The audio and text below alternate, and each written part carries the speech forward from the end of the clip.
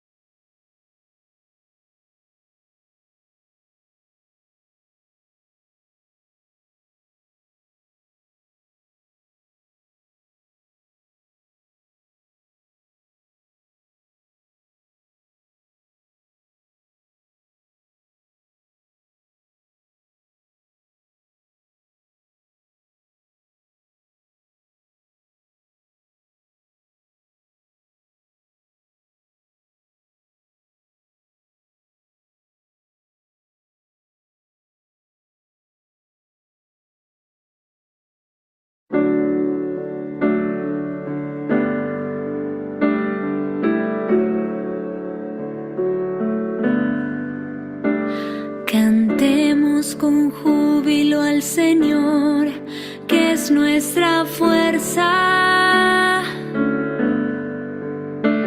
Cantemos con júbilo al Señor, que es nuestra fuerza.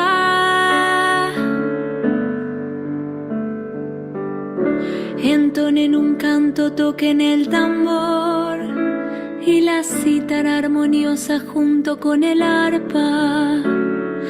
Toquen la trompeta al salir la luna nueva y el día de la luna llena, el día de nuestra fiesta.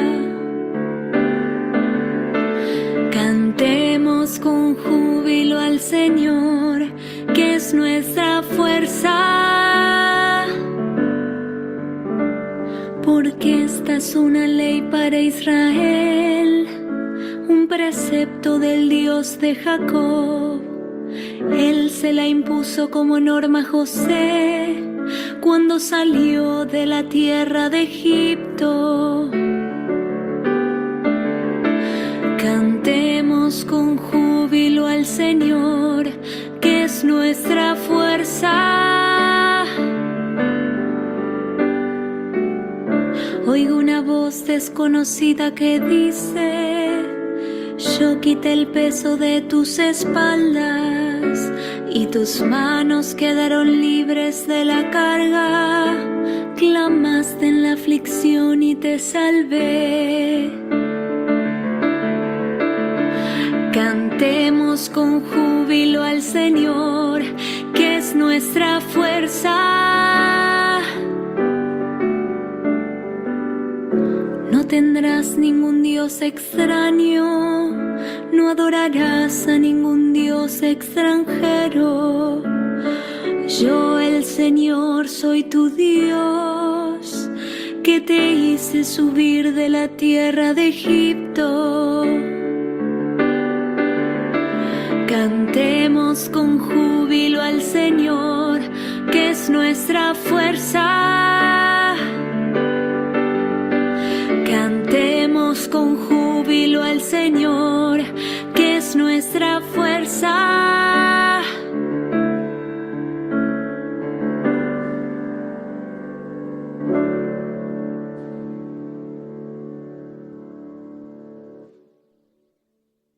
Hola, buenas noches.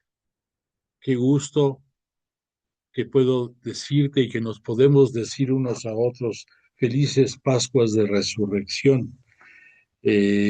Recibe un abrazo y mis mejores deseos, pidiendo por todos los que integramos este grupo de estudio bíblico a través del Zoom, que Dios nos bendiga, nos proteja y nos llene de su sabiduría, que mucha falta nos hace.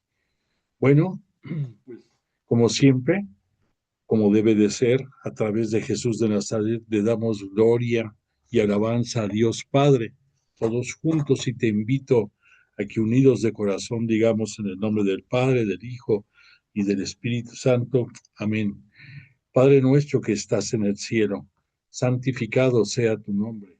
Venga a nosotros tu reino, hágase tu voluntad en la tierra como en el cielo. Danos hoy nuestro pan de cada día. Perdona nuestras ofensas como también nosotros perdonamos a los que nos ofenden. No nos dejes caer en la tentación y líbranos del mal. Amén. Dios te salve María, llena eres de gracia. El Señor es contigo. Bendita eres entre todas las mujeres y bendito el fruto de tu vientre Jesús. Santa María, Madre de Dios, ruega por nosotros pecadores, ahora y en la hora de nuestra muerte. Amén. Gloria al Padre, al Hijo y al Espíritu Santo, como era en el principio, ahora y siempre, por los siglos de los siglos. Amén. E invocamos al Espíritu Santo y decimos: oh Espíritu Santo, don de Dios y fuerza de lo alto, fuente de agua brotante de vida eterna, desciende y mora en nuestros corazones. Haznos verdaderos adoradores del Padre.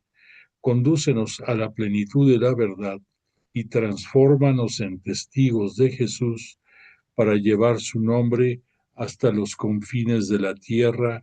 Amén.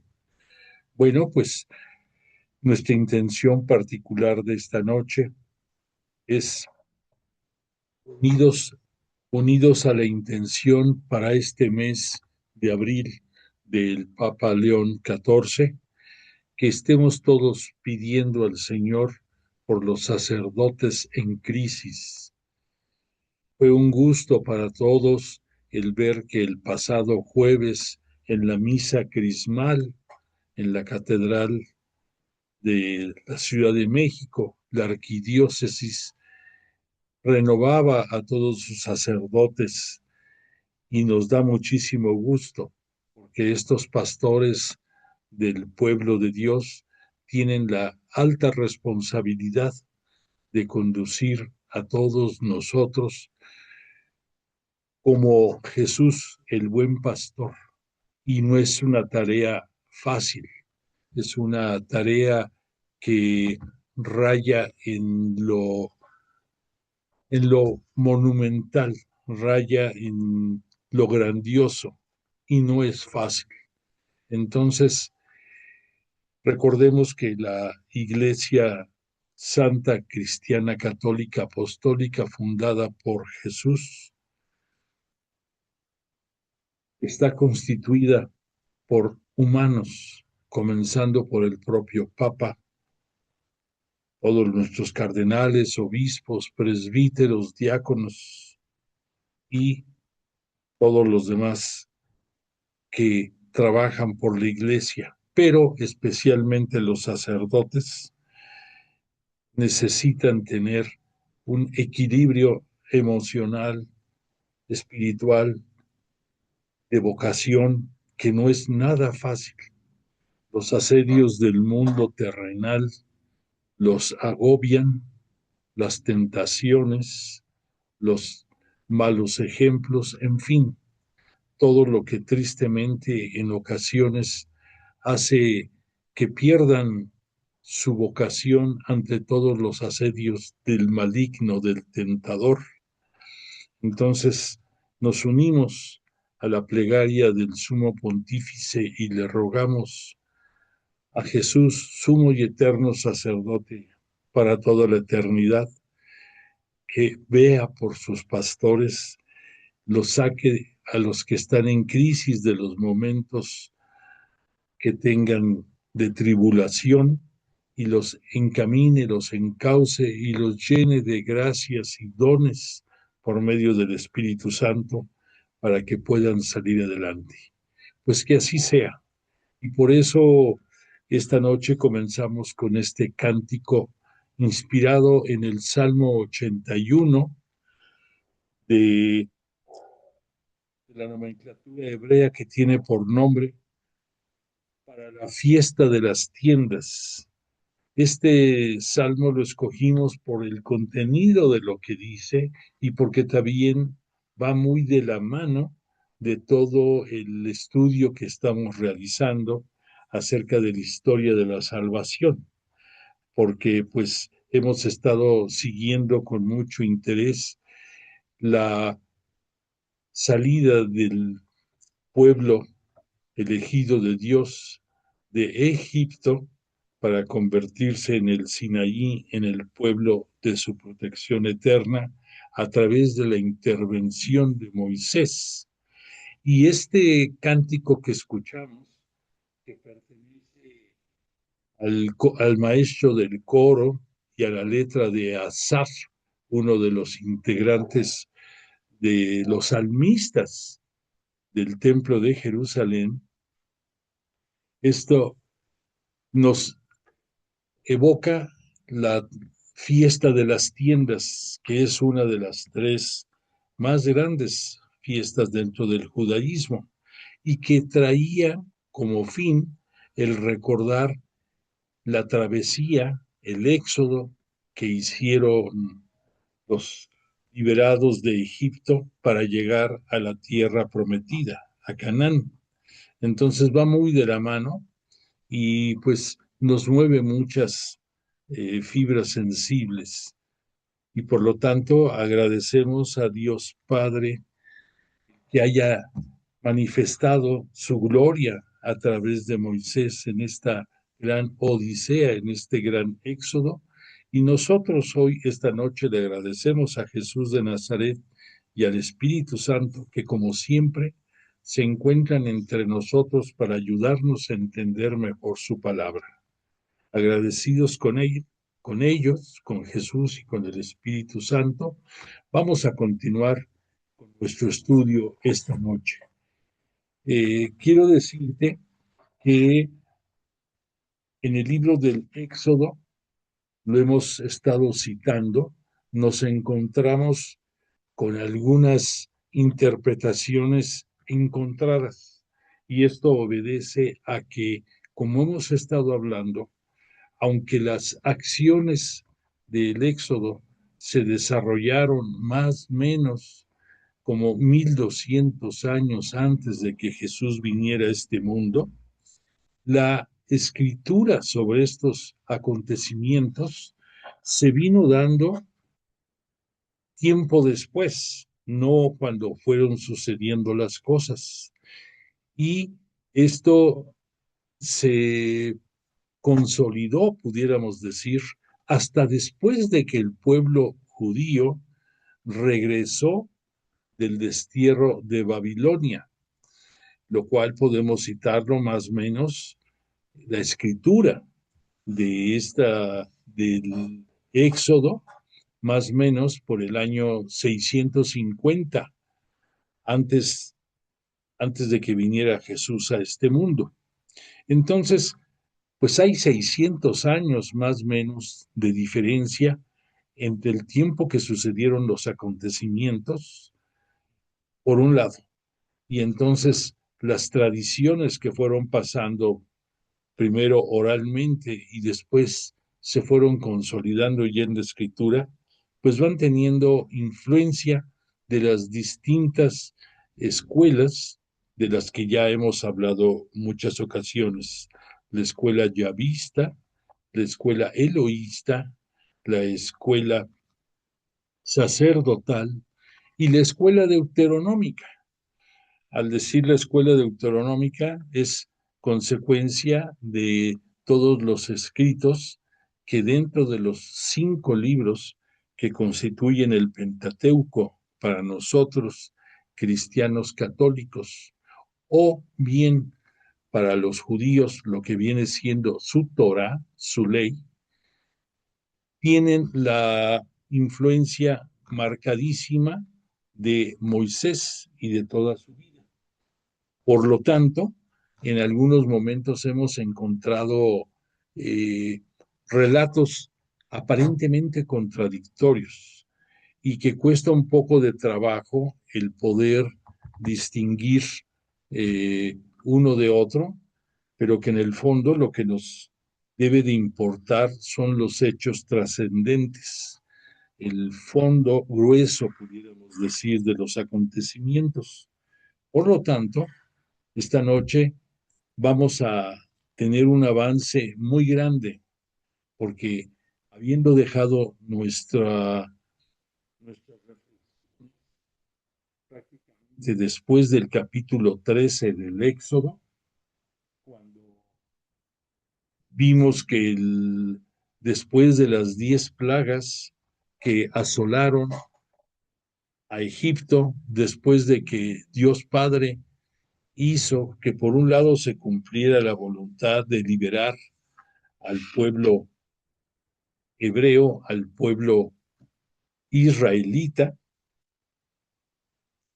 vemos aquí que salen después de ese evento número 10 que conocemos como la muerte de los primogénitos, es lo que permite que el faraón les permita no solamente que salgan de Egipto, sino que casi casi los corre por las desgracias, sobre todo de esta última plaga, porque no hubo hogar realmente en Egipto que no tuviera las tristes y funestas consecuencias de perder a los primogénitos de cada familia y también a los primogénitos de todas las razas de ganado que tuvieran. Y pues entonces ya no querían verlos. y de acuerdo a al aliento de Yahvé, Dios Padre para nosotros, que les hizo hacer a los israelitas que acudieran a todos los egipcios y les pidieran objetos valiosos de oro, de plata, vestidos para poder emprender su viaje, y lo lograron. Y entonces, de acuerdo al libro de los números, citamos que salen más o menos como 603.500 personas, y al decir esta cifra estamos hablando únicamente de varones ya con mayoría de edad, varones de más de 20 años, y además había las mujeres, los niños, y entonces el número es fantástico, es muy grande los que abandonan Egipto, gracias a toda la presión ejercida por la voluntad de Dios Padre y por la actuación de este Moisés. Bueno, pues entonces vimos que saliendo de Egipto, van a dirigirse a la parte sur, y van a cruzar el mar un poco más adelante. Te, te quiero citar dentro de las confusiones eh, que hemos comentado. Para algunos escritores sitúan el cruce del Mar Rojo, pero también se habla mucho de dos afluentes fluviales, uno que se llama el Mar de Suf y otro que se llama el Mar de Cañas. Aquí no importa, te lo cito porque tú vas a encontrar en la Biblia que tú utilizas el que se pondera alguno de estos nombres, pero lo importante es que el acontecimiento se sitúa para todos nosotros en el Mar Rojo, en el cruce del Mar Rojo, que vimos que por la divinidad, por la decisión de Yahvé Dios, de Dios Padre, le dio instrucciones a Moisés que alzando su cayado, alzando su báculo, pudiéramos decir, con, con el poder que le había investido Yahvé, se abre el mar, cruzan todos los israelitas, y el faraón y sus tropas, que arrepentidos de haber permitido, haber perdido a todos sus esclavos israelitas, no al pueblo de Israel, sino a sus esclavos, entonces los fueron a perseguir, y en un momento determinado, después de que cruzan airosamente los israelitas, Moisés vuelve con su báculo en alto a invocar a Yahvé Dios, y se cierran las aguas, y entonces todas las tropas del faraón, sus carros, sus soldados, todos los que iban en la persecución de los israelitas, perecen en este gran acontecimiento. Y digo gran porque es la muestra más poderosa en aquellos tiempos, de acuerdo a la narrativa bíblica, de la obra, del poder de la mano de Dios. Fue algo nunca imaginado. Y de ahí comentamos que en el capítulo 15, cerrando nuestra última clase, existe un canto triunfal, que es el canto más antiguo dentro del Antiguo Testamento, que que se trae a la mente y que exulta, que ensalza toda la obra salvadora de Yahvé Dios. Pero en este cántico, por eso te comenté anteriormente, se habla del mar de Suf, por ejemplo. Entonces ahí diría uno, bueno, ¿cuál es el bueno? Ya te dije que lo que importa es el hecho.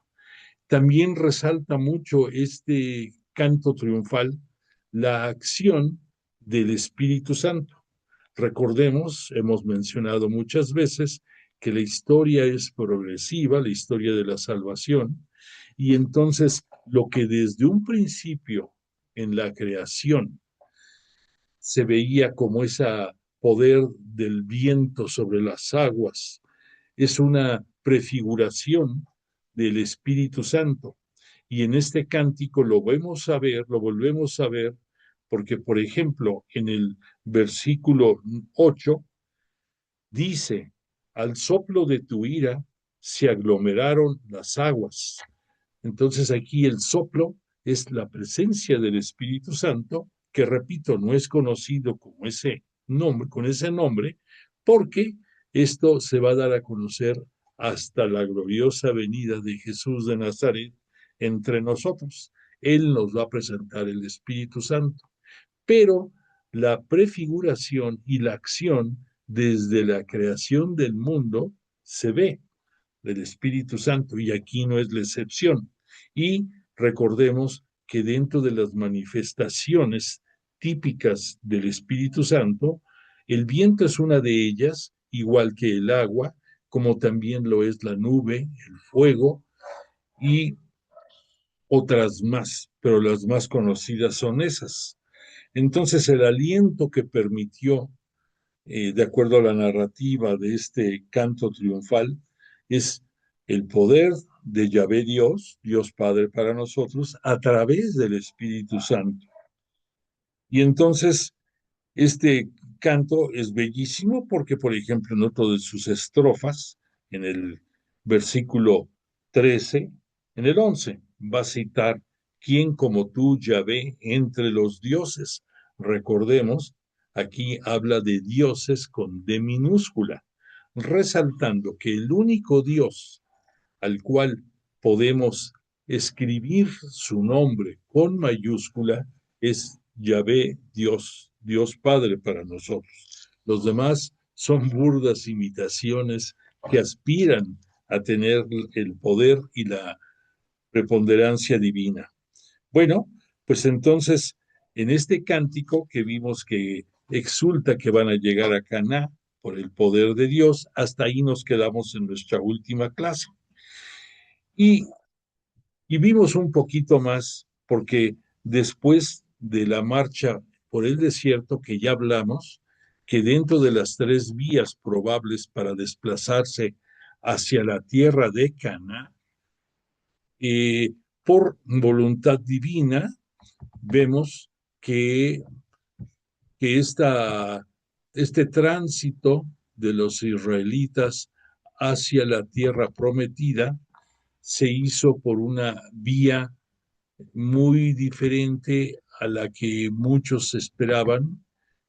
No, aquí no tengo esto, perdóname. Bueno, en el mapa que tenemos aquí, no, aquí, perdóname, aquí habíamos dicho que partiendo, cruzando el Mar Rojo, donde fue la epopeya de las aguas que se abrieron para que pasaran, hablamos de que había tres posibles rutas para poder llegar a la tierra prometida y que por voluntad divina la que van a seguir los israelitas es yéndose hacia el sur para llegar aquí a la región del Sinaí, pero que después todavía en su tránsito van a tener un zigzagueante recorrido también por la parte sur y después yendo hacia la parte derecha para poder llegar a la tierra prometida, dando un recorrido asombroso, muy largo.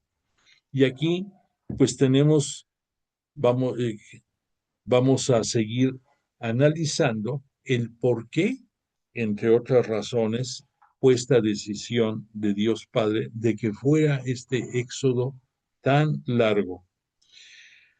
La razón primordial para que esto se diera es porque desafortunadamente el pueblo de Israel no dejó de pecar. Bueno, la palabra pecar es para que la entendamos nosotros. pero ellos no tanto, no podemos decir pecar, sino tomar la actitud retadora en contra de Yahvé Dios y del propio Moisés en muchos momentos. Entonces, desgraciadamente, como hemos visto desde el principio de la creación, ha sido un constante subir y bajar en cuanto a las acciones del hombre. Ha sido el llegar a los momentos de adoración a Dios Padre, Yahvé Dios para aquellos tiempos, pero también con tristes caídas. Y eso lo vimos que llegó el punto, recuerda, cuando fue el diluvio universal, que ya era insostenible la contaminación de los humanos en cuanto a su proceder y que dentro de su poder divino, Yahvé Dios decide el acabar con gran parte de su obra porque no fue total. Hubo algunas personas que por su gracia fueron salvadas, el caso de Noé y su familia, y de ahí vuelve a iniciar la repoblación del mundo. Y después de que van las cosas mejor, vemos, por ejemplo, en el caso de Sodoma y Gomorra, que vuelve a darse esa prostitución, esa degeneración en cuanto a la moral y las costumbres, y entonces Dios vuelve a decidir el dar, el acabar con estas ciudades y destruir a todas las personas que ahí vivían. Recordemos que en aquel momento, pues también vuelve a haber algunos salvados dentro de esa población, pero esto lo cito nada más como una triste realidad de que el hombre, a pesar de que fue creado a imagen y semejanza de Dios Padre, fue dotado de libre albedrío y fue dotado también de inteligencia. Entonces, muchas de las acciones que lo han llevado a la desgracia ha sido porque Dios es celoso, lo sabemos, y eso es por un lado. Pero el hombre, a pesar de que no conocía todavía el decálogo que vamos a ver esta noche, a pesar de cualquier cosa, la ley natural rige desde siempre y cualquier humano sabe lo que es bueno y lo que es malo. Por decir algo, todos sabemos que quitarle la vida a alguien no es bueno. Entonces, este es un ejemplo de los más claros y contundentes de lo que es la ley natural, que sin importar creencia, religión, localidad geográfica o tiempo, siempre ha sido así. Entonces, de ahí esos, entre otros, esos grandes altibajos. Pero desafortunadamente en muchos momentos de la historia ha contaminado esto a la moral y las buenas costumbres. Por lo tanto, ha sido frecuente el que se vean estos desafortunados momentos. Otros sin llegar a dar muerte física, pero sí a dar muerte, pudiéramos decir, moral. Piensa también en el momento de la Torre de Babel, en el cual por, por querer hacerse dioses, los humanos querían hacer el llegar al cielo por su propia voluntad y recursos. Y en una forma tan sencilla, Dios en su omnipotencia confunde las lenguas de los que participaban en la elaboración de la torre y hasta ahí quedó todo. Entonces, repito, tristemente, la historia de la humanidad ha sido de altibajos. Dios siempre es el mismo y Dios no permite que ni que no sigamos sus designios, ni tampoco que nos burlemos de ellos o que nos mofemos de ellos. Y eso, todo esto que te estoy diciendo, fue una de las principales razones por los cuales de los 603.500 personas que salieron de Egipto, después de 40 años, únicamente Caleb se cita de los originales, Caleb y otros cuantos más que ya fueron naciendo dentro de este éxodo, entrarán a la tierra de Canaán. Dirigirán a los que entren, para decirlo con más propiedad, porque claro que llegaron muchos, pero los que llegaron eran hijos de los que originalmente habían salido de Egipto. Entonces, si tú te pones a reflexionar que dentro de el acortamiento de la vida que se fue dando desde la creación del mundo hasta después de, permíteme,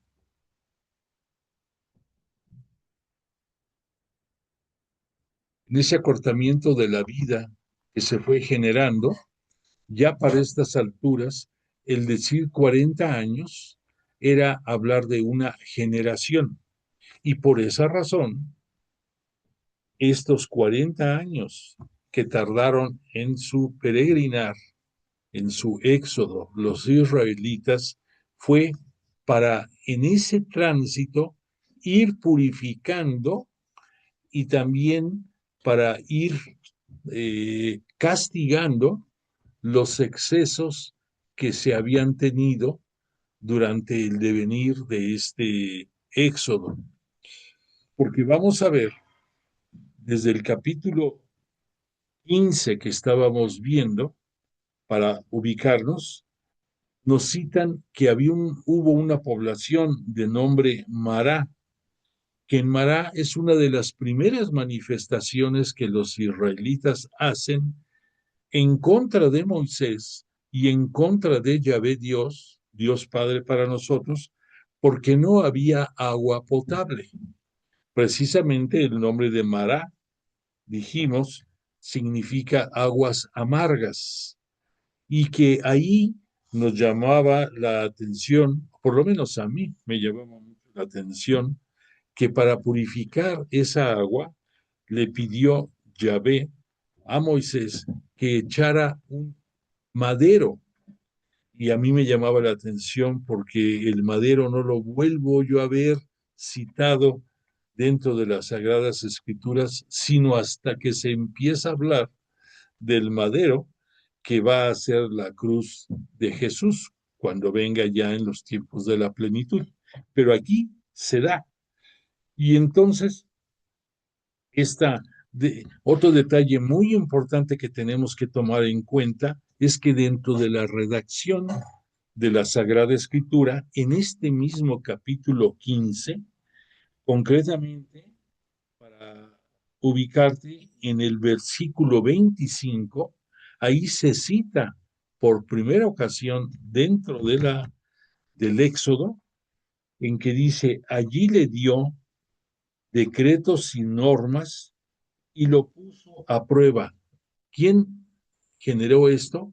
Yahvé Dios. ¿A quién? A Moisés y al pueblo.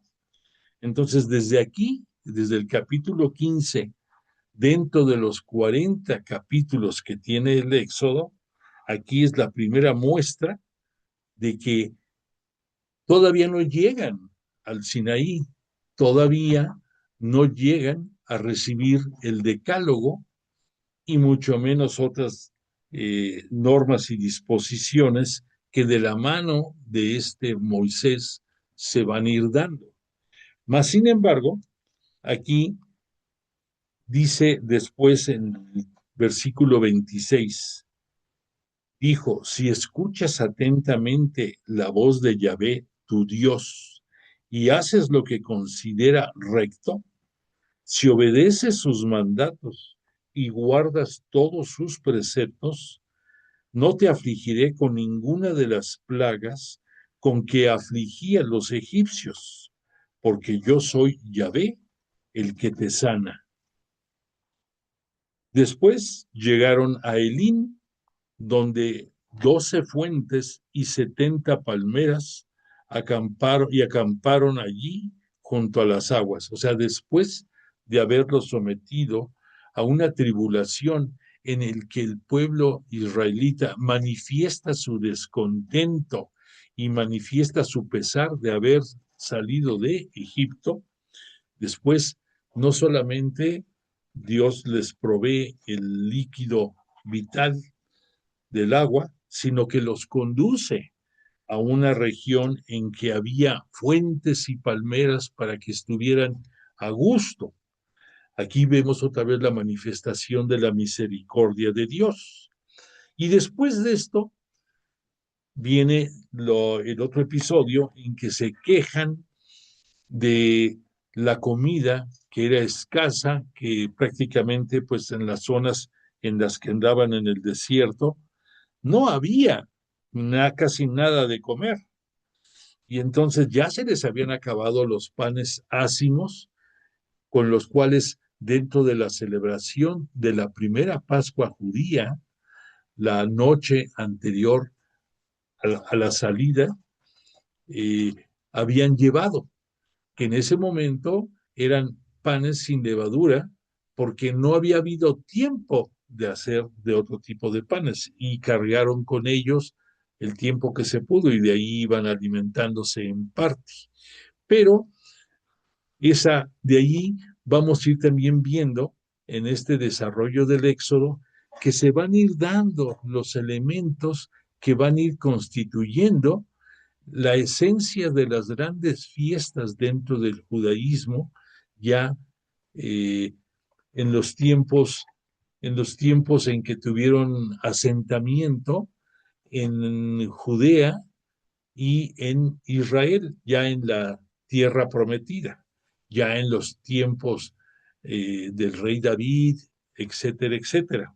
Entonces, vamos a ir viendo con mucha cautela que dentro del desarrollo progresivo de lo que es la Sagrada Escritura, poco a poco vamos a ir conociendo muchos detalles finos que constituyeron y constituyen, muchos de ellos, costumbres y tradiciones dentro de el pueblo judío y dentro de la religión judía, y posteriormente, ya no lo vamos a ver aquí porque no es el momento ahorita, cuando venga Jesús, los nuevos cambios que se van a ir dando, pero todo es progresivo.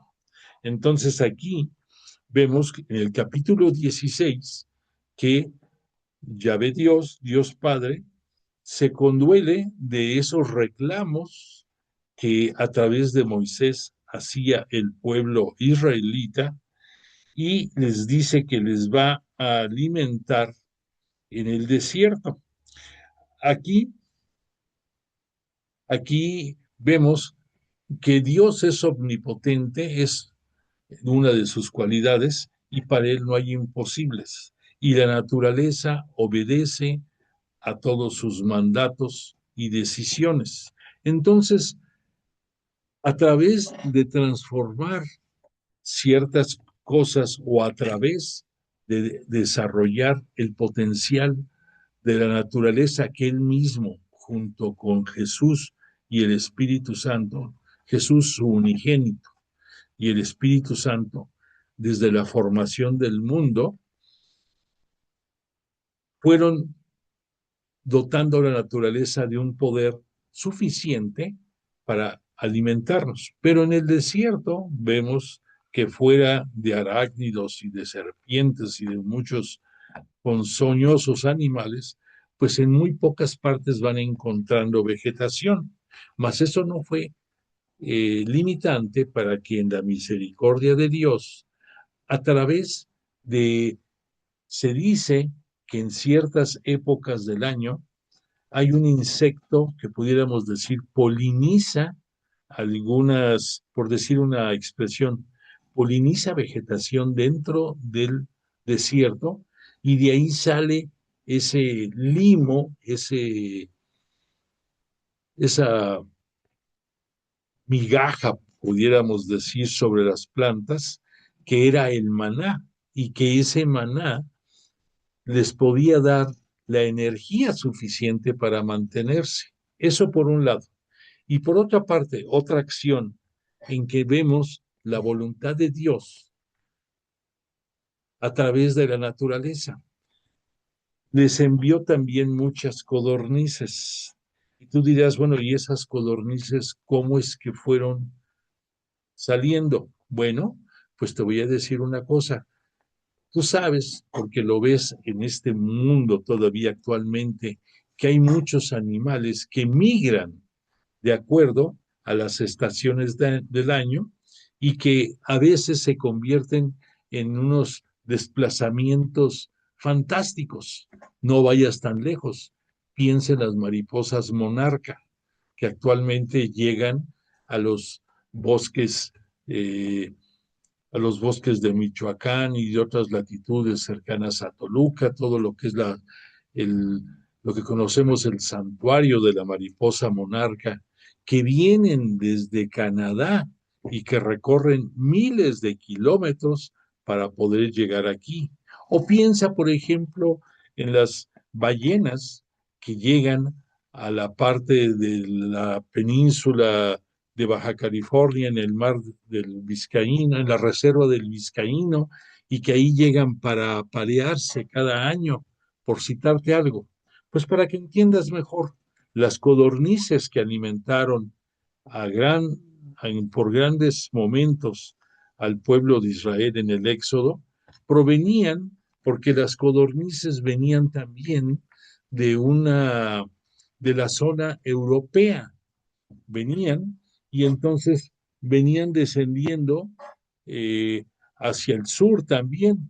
¿Y qué sucede? Que por acción de la divinidad de Dios Padre, además del cansancio que tenían muchas de esas codornices, llegaba un punto en que fatigadas caían en el desierto. Entonces no es casualidad, es algo provocado por la naturaleza a través del poder de Dios. Y entonces esas codornices que caían, más aparte el maná que se generaba en esa forma dentro del desierto, les servían de alimento. Pero ahí entra el otro factor que estamos hablando, que ahí aparece ya las decisiones de Dios Padre para ir dándole forma a lo que posteriormente va a ser el culto dentro del judaísmo. Porque el hecho de que Yahvé Dios, Dios Padre, mandara ese maná, vino junto con la disposición a través de Moisés en que les decía que iban a recoger lo que su sustento diario demandara. Y cuando alguien se quería pasar de vivo y guardaba más, al día siguiente ese alimento estaba aguzanado y en condiciones no propicias para comerse. Entonces ahí poco a poco nos va educando Dios en respetar sus designios porque tiene una razón. Y la gran excepción de esto era que, así como se aguzanaba de un día para otro, oh sorpresa, lo que se recogía en el día sexto tenía vigencia también para el día séptimo. Y entonces ahí la disposición era que recolectaran el día sexto lo necesario para ambos días. Pero la razón aquí ya viene dada desde el punto de vista teológico, desde el punto de vista religioso, en que Yahvé Dios, Dios Padre para nosotros, nos quiere ir formando. Y nos dice la Escritura que esta disposición fue basándose en la creación del mundo, porque en el Génesis vimos que fueron 6 días la labor creadora de todo lo que conocemos en el universo, más que en el universo, en el mundo en el cual tenemos la bendición de vivir. y que el día séptimo descansó Dios de todo lo que había hecho. Y de ahí va a surgir esta disposición, que de momento es una disposición forzándolos. Ah, recoges ahora el doble y de ahí vas a comer mañana. Y, la, y Moisés les dijo que la razón de esto venía, repito, de cómo fue formado la creación del mundo y que Yahvé Dios descansó el séptimo día. Esto no va a tener ya una, pudiéramos decir, una normatividad, sino hasta que ya se convierte el judaísmo en la religión del pueblo elegido de Dios. Antes no, pero aquí va, va forjando las condiciones para que en un momento dado se vaya haciendo. Y entonces vemos que después de aquí, en el capítulo 17, nos habla que de nueva cuenta vuelve a faltar el agua. Están en la región de Sin, en el desierto de Sin, que aquí, imagínate, más o menos, anda por aquí, toda esa zona desértica. Y entonces vuelven a lamentarse, vuelven a murmurar el pueblo israelita en contra de Moisés. Para ser exactos, el lugar en que se encuentra se llama Refidim y el pueblo no encontró agua para beber. Y vienen de nuevo los reclamos, le dicen a Moisés, ¿por qué nos has sacado de Egipto para matarnos de sed a nosotros, a nuestros hijos y a nuestros ganados? Entonces Moisés clama a Yahvé y entonces le dice Yahvé a Moisés, pasa delante del pueblo, toma contigo algunos de los ancianos de Israel, lleva también en tu mano tu cayado y con ello golpea el río, golpea con, perdón, el cayado con el que abriste el mar, con el que abriste el río, aquí dice la Sagrada Escritura, y vete, yo estaré ahí junto a ti, junto a la roca del Horeb. Entonces aquí vemos que por la descripción, el Horeb es lo mismo que el Sinaí, el monte Horeb es lo mismo que el monte Sinaí. Entonces aquí ya nos ubicamos más o menos por donde andaban. Y aquí lo interesante es que Yahvé Dios, Dios Padre, le dice a Moisés, o sea, haz esto, yo estaré junto. Entonces aquí encontramos una alegoría de que Dios, Yahvé, es la roca que nos sostiene. Y por lo tanto aquí la redacción así lo habla, así lo dice, yo estaré allí ante ti junto a la roca del Horeb. Y después de esto, por esa razón, Moisés le puso de nombre a este sitio, le puso Masá y Meribá, que esto significa, Masá y Meribá, significa Masá, tentación, y Meribá, querella. Entonces, de alguna forma, quiso Moisés dejar constancia de cuáles eran las razones en el fondo del sentir del corazón. En aquellos tiempos se decía de los intestinos de la gente, porque de ahí se pensaba que surgían las sensaciones que después hemos ido ubicando bucólicamente como el corazón, pero en aquellos tiempos se decía que eran tus intestinos los que manifestaban tu sentir. Y entonces esta querella y esta tentación que se apoderó del futuro pueblo elegido de Dios se manifestó.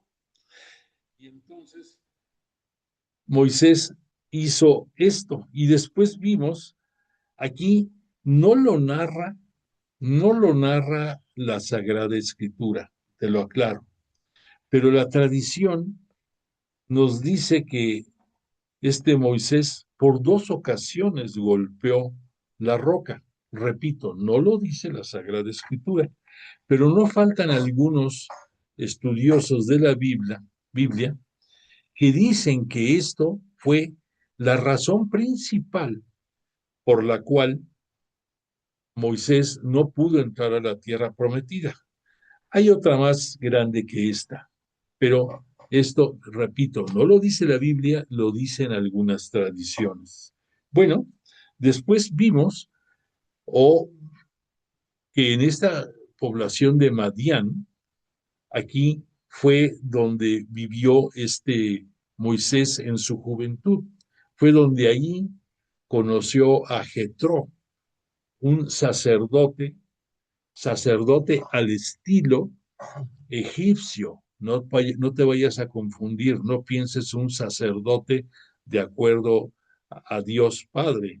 No, un sacerdote que procedía de las costumbres de Egipto y de todos los pueblos, como por ejemplo Mesopotamia y todas estas culturas, en la cual llegó a haber sacerdotes, pero eran sacerdotes del zoroastrismo, de adoración de muchos fenómenos físicos y astronómicos, pero no sacerdotes de Dios, menos sacerdotes de Jesús. Jesús todavía no ha llegado.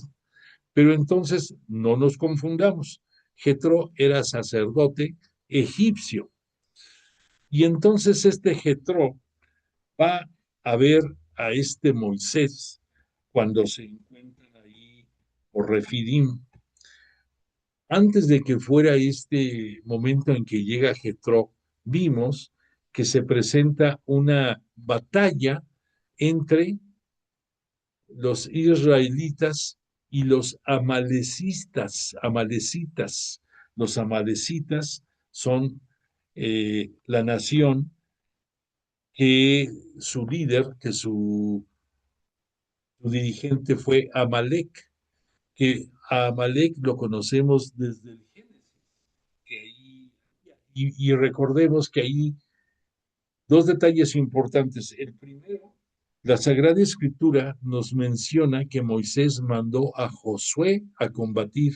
Este es el primer momento en que vemos el nombre de Josué en la Sagrada Escritura. O sea, Josué era el que comandaba, pudiéramos decir, las fuerzas armadas del futuro pueblo elegido, del futuro pueblo de Israel, y lo manda Moisés. Y además, este Moisés, apoyado por Aarón, su hermano, y por Hur, una persona que se menciona ahí, le ayudaban a este Moisés desde lo alto de la montaña a estar con los brazos extendidos, este Moisés suplicando el apoyo divino, y cuando lo hacía, iban llevando ventaja Josué y las fuerzas de los israelitas, y cuando se cansaba Moisés y bajaba las manos, se revertía la situación y eran los amalecitas los que tomaban ventaja. Entonces recordemos que nos citan que sientan a Moisés en una piedra y ayudándole Aarón y Hur, le levantaban los brazos y se los sostenían porque las fuerzas físicas no le permitían ya a Moisés hacerlo. Y gracias a que tuvieron sostenido de las manos, entonces se manifestó la gloria de Dios Padre, de Yahvé Dios, y vencieron a los amalecitas. Por lo tanto, ahí Moisés construye un altar recordando este evento y lo llamó a este lugar Yahvé mi bandera, porque aquí Yahvé Dios fue el que como estandarte de guerra llevó las acciones a término de ventaja para los israelitas. Ya después de eso llegamos al capítulo 18, en el cual mencionamos que este Jetro, sacerdote de Egipto, y suegro de Moisés, va a saludar a Moisés y estamos situados aquí en la zona de Madián, aquí, que era donde, un poquito más abajo de Madián, y de Madián se desplazó Jetro, imagínate por aquí más o menos. Y entonces le lleva a su esposa, a Séfora, y a sus dos hijos, a Gersón y a Eliezer, que aquí vamos a recordar nada más, Séfora es hija de Jetro, mujer de Moisés. Gersón le puso así porque significa forastero, soy en tierra extraña. Y su otro hijo, Eliezer, significa el Dios de mi padre es mi protector y me ha librado de la espada del faraón. Por eso Eliezer tiene en la parte inicial del nombre Elí, Elí, que es una de las prefiguraciones de los nombres a Dios, Elí. Por esa razón, recordarás ahora que fue la Semana Santa, que en una de las 7 palabras, Jesús en arameo invocaba Elí, Elí, ¿por qué me has abandonado? No me lo sé todo en arameo, discúlpame, pero, pero de ahí viene el nombre el por qué Eliezer tiene ese nombre y de dónde proviene. Bueno, aquí lo interesante de este encuentro son varios. En primer lugar, que nos menciona aquí algo muy, muy fino, una descripción inesperada, porque aquí decía, en la Sagrada Escritura, dice en su capítulo 18, en el versículo 2, Jetro, suegro de Moisés, tomó a Séfora, mujer de Moisés, a la que éste había despedido. Este se refiere a Moisés. Y entonces aquí es el único punto dentro de la Sagrada Escritura que menciona esto acerca de la relación de hombre-mujer entre Moisés y esta Séfora, que le había despedido. ¿Recuerdas que había la posibilidad de que un hombre, cuando lo deseara, podía darle un acta de despido, o a veces no existía el acta, nada más la despedía? Esto fue tomando fuerza, fue tomando figura, y ya dentro del judaísmo, posteriormente, existieron el acta de divorcio, el acta de despido, en el cual el hombre, por la razón que quisiera, tenía la, la oportunidad de despedir a su mujer. Y aquí es algo curioso, porque el hombre podía tomar otra mujer, pero se exigía ya con el paso del tiempo que hubiera esa acta de divorcio, que no fuera como en este caso citan de Moisés, que había despedido a Séfora. Pero nos causa un poco de, de inquietud, porque en realidad algunos exégetas nos presentan este detalle de Moisés no como que hubiera despedido a Séfora, sino que él había tomado la actitud que más adelante, en la época de Jesús, vamos a considerar ya como un celibato para poder dedicarse a dar culto a Dios. Sin embargo, aquí no podemos decirlo igual, porque aquí nos está diciendo la Sagrada Escritura que hubo un despido, pero causa también un poco de extrañeza que pues Moisés tampoco se llevó a sus hijos, se quedaron con Séfora. Es entendible para muchos decir, bueno, pues quedaron bajo la protección de la madre. Y sorprende también aquí mucho que a pesar de que esto nos invitaría a decir el suegro debe de estar que se lo lleva Pifas y ni le va a dirigir la palabra a Moisés ni nada. Al contrario, aquí nos dicen que Moisés le contó a su suegro todo lo que había pasado, todo lo que Yahvé había hecho en Egipto en contra del faraón, y que el Jetro, el suegro, no solamente se alegró de todo el bien que Yahvé había hecho a Israel, sino que se atrevió a decirle al propio Moisés: ahora reconozco que Yahvé es más grande que todos los dioses. ¿Por qué? Pues porque él era sacerdote, pero sacerdote no de Yahvé, sino sacerdote de las costumbres egipcias. Y entonces, que después Aarón, el hermano de Moisés, y los ancianos de Israel fueron a comer junto con Jetro, con el suegro de Moisés, y en presencia de Dios pasaron un agradable momento. Entonces dices tú, como que te hace ruido, bueno, si la despidió a Séfora, ¿cómo es que su suegro lleva tan buena relación con él? Y mm, no puedo decirte más, ¿no? Pero esto es lo que dice la escritura. Después de ahí, nos dice que todavía este Jetro vio que este Moisés se pasaba todo el día atendiendo a muchísima gente del pueblo. Y entonces le dice a Moisés: ¿por qué te sientas tú solo mientras toda la gente está ante ti desde la mañana hasta la noche? Y le dice Moisés: es que el pueblo acude a mí para consultar a Dios. Cuando tienen un pleito, vienen a mí y yo decido entre unos y otros y les enseño los preceptos y las leyes de Dios.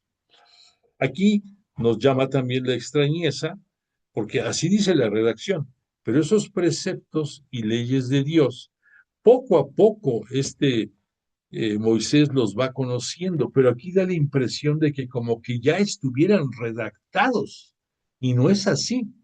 Pero pues así es la forma en que nos los presenta. Te repito, la escritura del Éxodo se dio más o menos 600 años después de los acontecimientos. Por lo tanto, es entendible que, de acuerdo a la tendencia de las distintas escuelas, pusieran algún agregado de acuerdo a cómo ellos creían que debía de presentarse las cosas. Bueno, entonces este Jetro le da una alternativa, le da una sugerencia a Moisés y le dice: tú debieras de buscar representantes entre el pueblo que pudieran atender, pudiéramos decir, asuntos menores, asuntos de orden civil, asuntos de orden de convivencia social, asuntos posiblemente hasta algunos de moral, probablemente, y tú, Moisés, reservarte el participar en lo que son eh, cosas gruesas, cosas grandes, cosas que demanden el que sea tu cercanía con Yahvé, el que te ilumine y decidas de cosas grandes. Y pues de ahí, de esta situación, va a surgir dos cosas. Uno, que aquí va a tomar forma lo que en un futuro va a ser el sistema de administración, de justicia y de control político ya en la tierra prometida a través de los jueces. Ese es el nombre con el cual vamos a conocer a todos los diferentes jueces que la Sagrada Escritura nos va a presentar. Entre otros, aquí te dejo tantito puesto algunos que serán jueces y que van a ayudar en esa labor. Por otra parte, nos muestra aquí que empieza a hacerse las divisiones. Moisés elige a los ancianos, y al decir ancianos no es que sean viejos, sino que tienen mayor inteligencia y probablemente hasta pudiéramos decir sabiduría, aunque no confundamos la sabiduría total y excelsa, solamente Dios Padre y su unigénito. Jesús. Pero siempre en cualquier lugar brillan algunas mentes prodigiosas y en ellos es donde este Moisés busca y hace divisiones, primero de cada 1000 personas, y ahí va a estar uno al frente, actuando como si fuera un futuro juez y dirimiendo todo lo que estamos hablando. Después de esto, va a haber divisiones de 100. Después, dentro de esas de 100, va a haber divisiones de 50 y después de los de 50 de 10. Entonces, se va a ir haciendo una jerarquización de acuerdo a la necesidad de la impartición de justicia y de dirimir sobre asuntos públicos, y que esto va a ser el inicio de lo que posteriormente también va a usarse mucho dentro de, de las legiones, dentro ya hablando de la época de los romanos, y dentro también de lo que va a ser ya el pueblo judío, cómo se va a ir estructurando para poder dar esa impartición de justicia. Bueno, después de ahí ya vemos que dentro de la narrativa del Éxodo, dentro de su capítulo 19, nos dice que llegan al Sinaí. Y es una forma en que nos lo presenta, dice, al cumplirse el tercer mes de la salida del país de Egipto, ese mismo día los israelitas llegaron al desierto del Sinaí. Habían partido de Refidim, de esa población que te dije, ya cruzando el Mar Rojo. Una vez llegados al desierto del Sinaí, los israelitas acamparon ahí frente al monte Sinaí. Y aquí vemos otro detalle interesante dentro de la Sagrada Escritura, porque nos dice, fíjate lo que nos va a decir. Dice, Moisés subió al monte de Dios. Estoy en el capítulo 19, versículo número 3, por si me quiere seguir en la Biblia.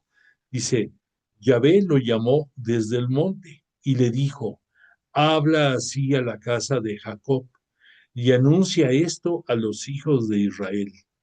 Vosotros habéis visto lo que he hecho con los egipcios y cómo os he llevado sobre alas de águila y os he traído a mí.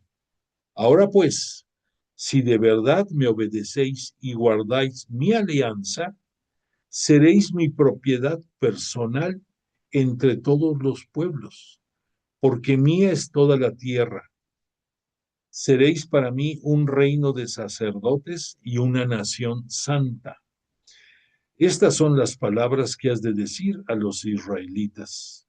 Moisés fue y convocó a los ancianos del pueblo y les expuso todas estas palabras que Yahvé le había comunicado. Todo el pueblo, a una, respondió, haremos todo cuanto ha dicho Yahvé. Moisés transmitió a Yahvé las palabras del pueblo. Entonces aquí vemos que la promesa de Yahvé Dios, Dios Padre, se la externa a Moisés, Moisés se la da al pueblo y el pueblo acepta. Esto es importante porque después de esto va a venir los preparativos de la alianza, que es diferente a la promesa.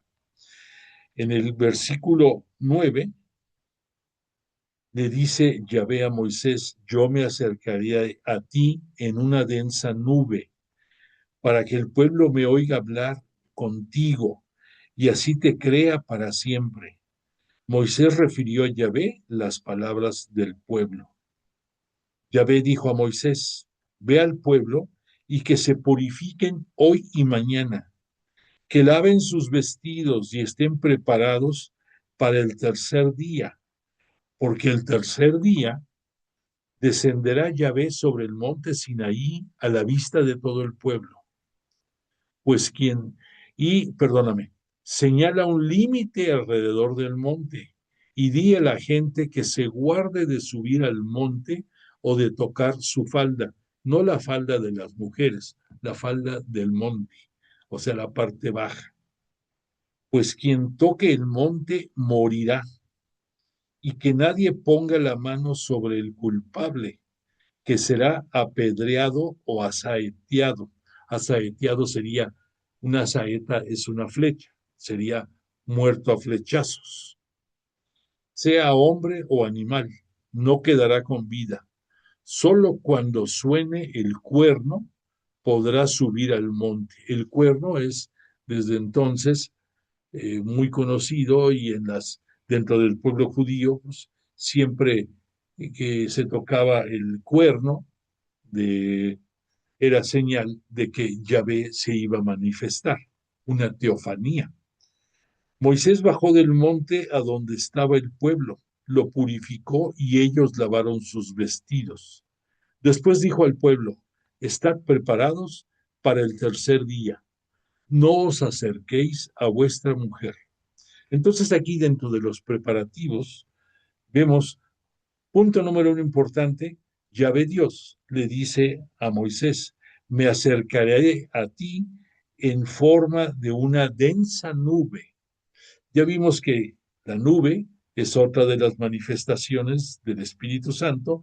Ya vimos que durante todo el trayecto, hemos hablado que durante todo el trayecto del Éxodo y primordialmente antes de que fuera el cruzamiento del Mar Rojo, la nube iba al frente, que cuando fue esa y les propiciaba, perdón, en el día sombra y por las noches era fuego en esa nube que les daba calor y poder aguantar, poder resistir estar en el desierto.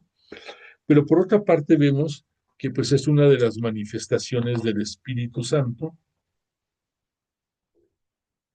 perdón, y así esa nube va a hablar de que Yahvé Dios, Dios Padre para nosotros, está en medio de ellos. Por otra parte, aquí otro detalle que va a prefigurar la costumbre de los judíos por las purificaciones. Le pide Yahvé a Moisés que el pueblo se purifique hoy y mañana, porque al tercer día voy a aparecerme. Y esa purificación va a hacer que laven sus vestidos y también al lavar sus vestidos, pues ellos van a asearse para estar purificados. Una, una claridad de lo que en el judaísmo, repito, se va a hacer costumbre muy fuerte dentro de su religión.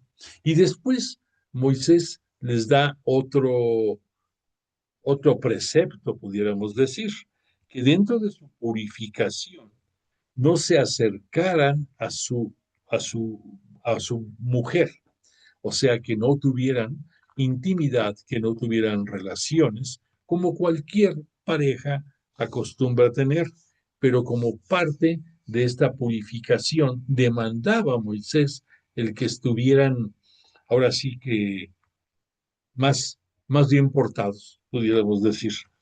Y entonces pasan los 3 días y entonces es la teofanía. Otro detalle que es importante es que Yahvé le dice que no pretenda la gente del pueblo, la gente israelita, subir a la montaña, porque la curiosidad era mucha y pudieran decir, pues si Moisés va, ¿a dónde va Vicente? Pues a dónde va la gente y vamos todos para allá arriba, ¿no? Pero entonces le dice que no se les ocurra subir. Y esto tiene un fundamento muy importante de parte de la teología, de parte de Dios. Nadie ha visto a Dios. Nadie puede ver a Dios. Y aquí, aunque se dice que Moisés tenía gran cercanía con Dios, Dios Padre, Yahvé Dios, jamás le permitió que viera su rostro, a pesar de que Moisés se lo llega a pedir. Y por esa razón es tanta la fuerza, la, la blancura, el poder de la divinidad de Yahvé Dios, Dios Padre, que por eso Moisés utilizaba un lienzo para cubrirse el rostro, porque como dijeran por ahí, lo venadeaba, lo cegaba la luz que emanaba de Yahvé Dios. Y entonces el hecho de que no suban le pone ahí que cualquiera que pretenda hacerlo morirá. Y es por querer hacer algo que está previniendo Yahvé. No hagas esto. Y vamos a ver que desde este momento, en muchas de las acciones, lo que Yahvé Dios, Dios Padre, va a procurar dentro de su misericordia, va a ser el prevenir que hagas un mal, el prevenir que hagas un daño. Y de ahí, dentro de esa misericordia, que aquí muchos podrán decir, ay, pero qué fuerte eso de que el que quiera subir morirá. ¿Cómo es posible? ¿Dónde está la misericordia divina? Pues sí la hay. Está advirtiendo, no hagas esto porque te va a pasar esto otro. Bueno, entonces al tercer día se manifiesta la nube, se manifiesta Yahvé Dios, que desciende sobre el monte y se dice que el estruendo que había, eh, y como anunció el propio Yahvé, esa nube haría que la voz de Yahvé fuera escuchada con mayor potencia, que llegara a todos los de la nación, el pueblo, perdón, el pueblo, era señal de que había descendido en ese fuego de esa nube y se encontraba en el monte Sinaí. Y entonces, después de que con estruendo y claro, con el cuerno de la res se anuncia la presencia de Yahvé, su voz estruendosa penetraba hasta el tuétano de toda la gente. Y aquí Yahvé le dice, baja y advierte al pueblo que no traspase los límites para ver a Yahvé. Los sacerdotes que se acercan deben purificarse también para que no irrumpa con. Aquí todos tienen que purificar. Ya me has advertido que señale un límite alrededor del monte. Yahvé le dijo, anda, baja y sube luego con Aarón, pero que los sacerdotes no traspasen hacia Yahvé. Okay, aquí termina esa teofanía que se da y en el cual Yahvé Dios, Dios Padre, pues nos muestra su grandeza, su omnipotencia.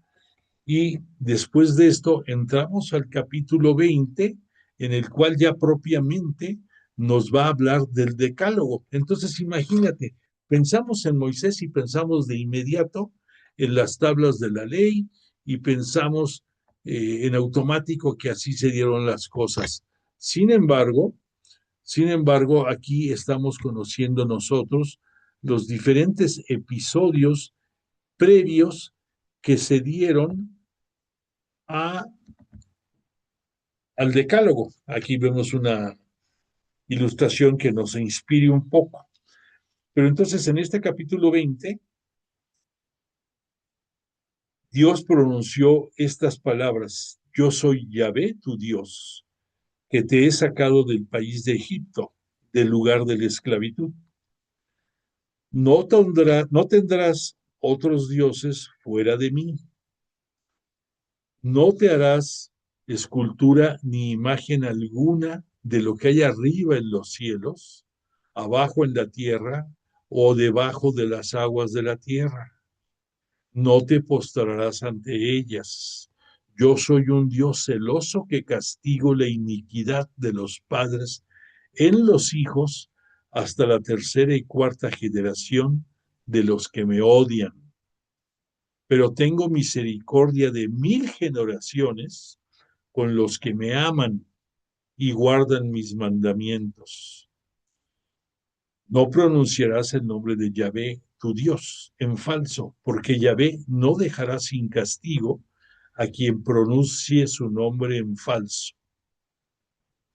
Después, recuerde el día del sábado para santificarlo. Esto es una de las pruebas que te digo yo de las añadiduras que posteriormente se dieron en la redacción de estos episodios, porque todavía no era el tiempo de que así se manifestara. Lo que sí es correcto es que aquí dice, harás todos tus trabajos, pero el día séptimo, aquí no dijo el sábado, dijo el día séptimo, es día de descanso en honor de Yahvé, tu Dios.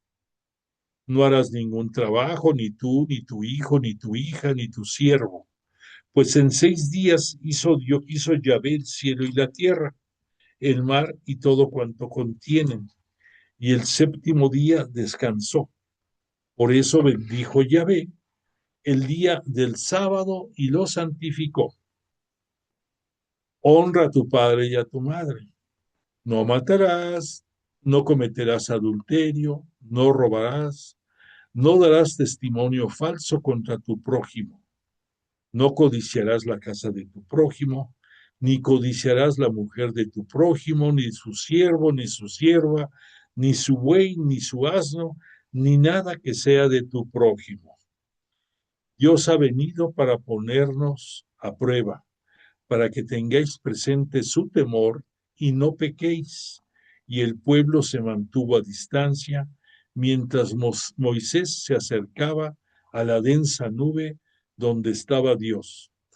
Ojo, aquí te estoy diciendo, todo esto de lo que te mencioné ahorita, es el decálogo de palabra que aquí nos dice la Sagrada Escritura, que Yahvé Dios, Dios Padre, le comunicó a Moisés. No le está dando todavía las tablas de la ley, pero le está manifestando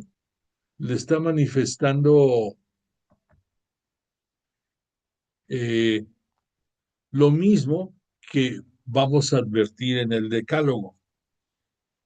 Pero lo que es importante aquí es que quiero que reflexiones que de las disposiciones que está dando Yahvé, no es que diga esto es un pecado, te está previniendo de que no hagas lo que provoque un pecado. Lo más importante, que no des culto a ningún otro Dios que no sea Él, porque es celoso y no permite que le des culto y alabanza a Dios, y también que tengas adoración y tendencia a dejarte llevar por dioses. Y en esos dioses, acuérdate que no solamente son las figuritas de barro, sino que son tantas cosas como la hechicería, como la tendencia a lo material, a la acumulación de riquezas, a la, al a dejarte prostituir en tus conceptos de religiosidad, en tener eh, tendencia a dejarte llevar por los placeres y que se vuelvan una costumbre y que tú veneres esas acciones, como tristemente se han dado, ya hablamos en muchos momentos, y son dioses que muchas veces, sin darnos cuenta y en otras tristemente dándonos cuenta, ponemos por arriba del propio Dios. Bueno, entonces ya con todo esto tenemos poco a poco lo que va sucediendo, y ya lo que nos toca ver en la siguiente capítulo, vamos a cerrar nada más esta noche con lo que un pequeño trozo que nos falta de este capítulo 20, que dice a partir del versículo 22, Yahvé dijo a Moisés, esto dirás a los israelitas, vosotros mismos habéis visto que os he hablado desde el cielo. Constrúyeme un altar de tierra para ofrecer sobre él tus holocaustos y tus sacrificios de comunión, tus ovejas y tus bueyes, en cualquier lugar donde conmemoren mi nombre.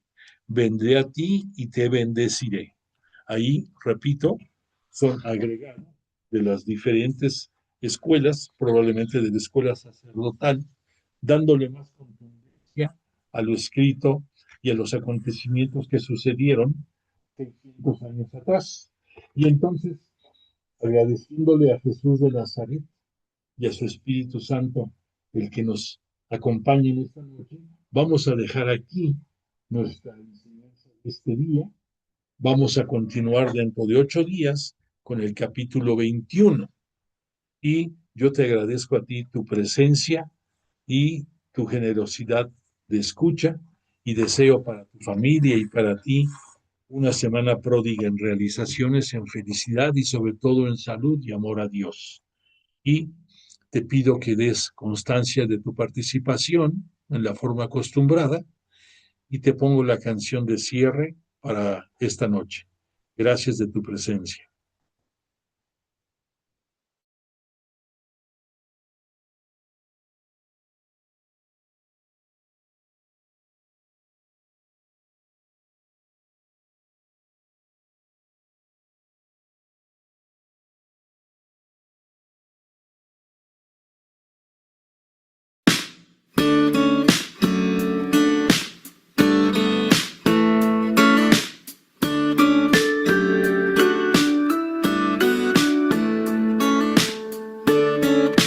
Cuando miro atrás, solo puedo ver tu fidelidad. Todo lo haces bien. Cuando te elegí, no me equivoqué. Me has dado mucho más de lo que yo te entregué.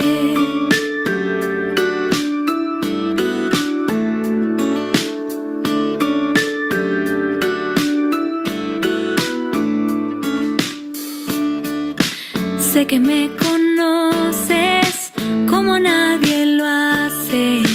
Sé que tú me amas de una forma inigualable.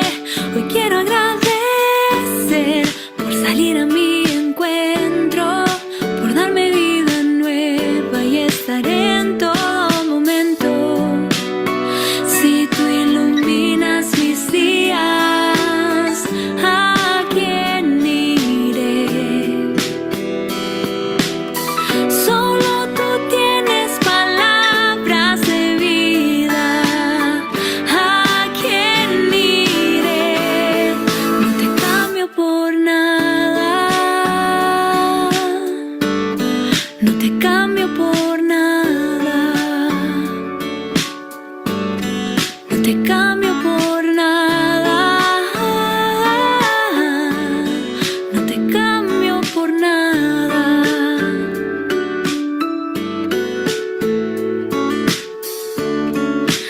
Aunque a veces caigo, tu gracia me levanta.